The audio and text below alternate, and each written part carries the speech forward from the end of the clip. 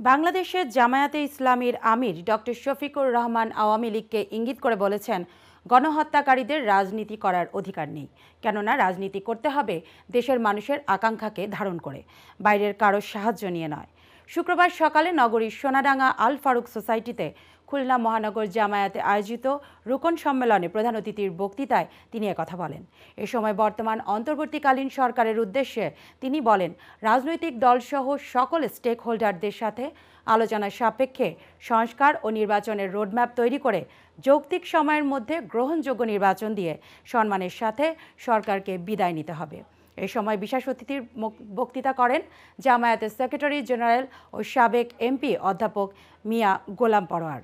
কেন্দ্রীয় মজলিসের শুরা সদস্য ও খুলনা মহানগর আমির অধ্যাপক মাহফুজুর রহমানের সভাপতিত্বে রুকন আন্দোলনে বক্তৃতা করেন কেন্দ্রীয় নির্বাহী পরিষদ সদস্য মোহাম্মদ মোবারক হোসাইন ও খুলনা অঞ্চল সহকারী পরিচালক মাওলানা আবুল কালাম আজাদ।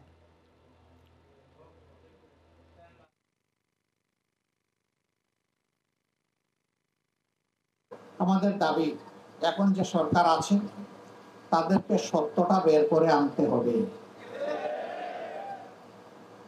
কারাই সর্বনাশ করেছে জাতি তাদেরকে চিনতে চায়, তাদেরকে জানতে চায়। এই কাজ যারা করেছে নিঃসন্দেহে তারা দেশের বন্ধু না শত্রু? আবার বলেন, তারা বন্ধু না শত্রু? শত্রুদেরকে চিহ্নিত না করতে পারলে ভবিষ্যতে এই জাতির আরো তারা সর্বনাশ করবে। এদেরকে চিহ্নিত করতে হবে, এদেরকে আইনের আওতায় আনতে হবে। আর নির্দোষ বিডিআর সদস্য যারা এখন জেলের ভিতরে ঢুকে ঢুকে মরছে, ইনসাফের দাবি হচ্ছে তাদের বিষয়ের পরিসমাপ্তি টেনে তাদেরকে মুক্ত করে দেওয়া।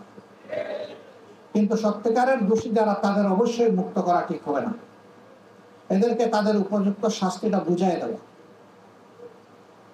সম্মানিত ভাইয়েরা, সেই থেকে যে বাংলাদেশের সর্বনাশের কাজটা শুরু হলো, 4 আগস্ট 2024 পর্যন্ত অব্যাহত থাকলো।